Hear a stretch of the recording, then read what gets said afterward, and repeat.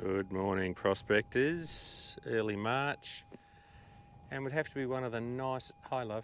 Oh, sweet. Would have to be one of the nicest mornings out in the bush we've had for a long time. Just a nice, gentle easterly blowing, nice and cool. It's only mid-30s today, and I know we've got a little bit of hot weather coming, but I reckon the weather's going to start turning sooner or later.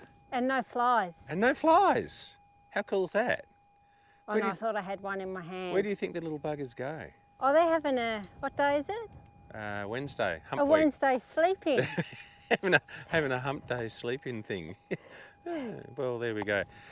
So look, we're still out on site. There's our lone Kurrajong tree.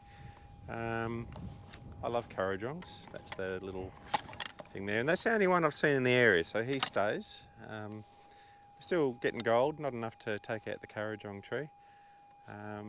And interestingly, historically, they always say Kurrajongs are a sign of deep ground, but I found them in shallow ground, deep ground, both.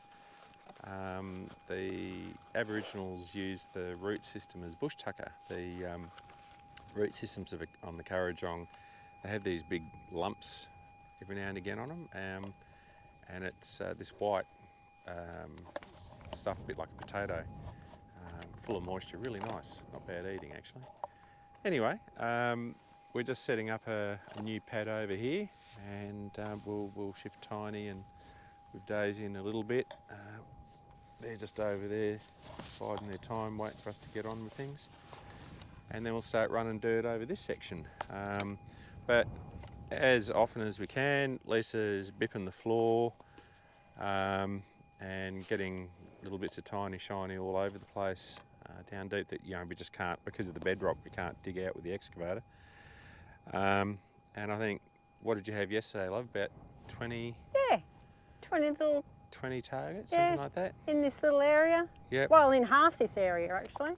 Yeah, and just finished it off yesterday afternoon, and there's another 10 little bits here, which will be gold, probably. Yesterday when we dug them out, they were all bar one, I think it was a little nugget. And so, love, you've had, what, 500-600 hours with the six so far? Easy. Easy. Which is probably enough to sometimes work out whether it's any good or not. Sometimes it feels like 6,000 hours. Yeah. Well, what are your thoughts on it? Still the same. Yep. I really can't fault it. The only reoccurring thing that comes up every now and then is it arcs up a little bit with EMI. But other than that, it's just... And you haven't even tried the double D coil on it? No, I have. To try and eliminate that, I thought I just got to get off my ass and change the coil over, see if that makes a difference. But it either settles down or you just don't use it for a few hours. Yeah, and we're sort of in the situation where we've got so much on the boil. If it's a crappy day detecting wise, then there's always something else we can go and do. So we're not desperate to be out here and working through EMI. No. Yeah, so that's it. And yesterday we were talking about the battery charging. The battery seems to last about 6 hours. 6 hours, and takes, I just timed it first time yesterday, about 5 hours to charge. Yeah. Yeah, so about 5 hours to charge, and it only lasts about 6 hours. Yeah, and I have heard reports the battery doesn't last, and it was only until I've used it constantly for that amount of time. Yeah. And yeah, 6 hours is the limit. Yeah. So you either have a backup battery or no. Well, in my circumstance, that seems to has been what's happening in the last few times. Yeah. I don't know if it makes a difference for anyone else. Yeah. And the headphones, because they've got to be charged up as well. Yeah, they take 30 minutes. Yeah, righto. Yeah. So they're okay, but easy. It's not like you can recharge the battery on the 6 while you're having lunch out in the bush. It's no, it's going to take basically overnight. Yeah. You'll need to do it. And so is that the EMI there? It's arcing up. Could be. But I haven't really done a okay, you haven't ground balance or anything auto tune or anything Yep. like that yet. Yeah, look, it's an amazing bit of gear. A few of the the keyboard prospectors have sort of said the jury's out on it, and it's just not. It's a bloody great machine. Lisa still won't let me use it, so that's telling in itself. And it's funny because we sort of get asked all the time about, oh, should I upgrade to this machine? Should I upgrade to that? And you know, up until maybe a month ago, I'd still be saying the 7000 would be the top of the line. But after seeing what I'm seeing with the 6000, I just don't know. Like if someone said, Tone, I'm thinking about buying the 7 or a 6, I really don't know which way I'd advise you. Because so far there's been nothing that the 6, hang on, what am I trying to say? There's nothing that the 7 can do that the 6 can't. I mean, it's just chewing it up. It really is. And a big thing which I never really considered, because the weight doesn't affect me, as in a big bloke, so the 7 I can swing all day anyway. But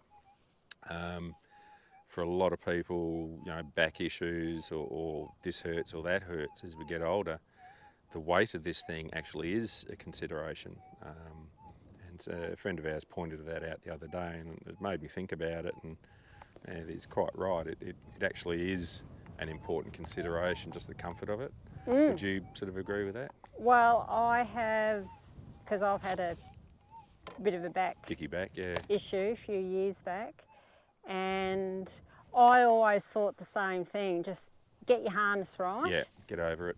And away you go. But that's not the case. As much as I loved using the 7, and no matter what I did, I could not get that machine right for me.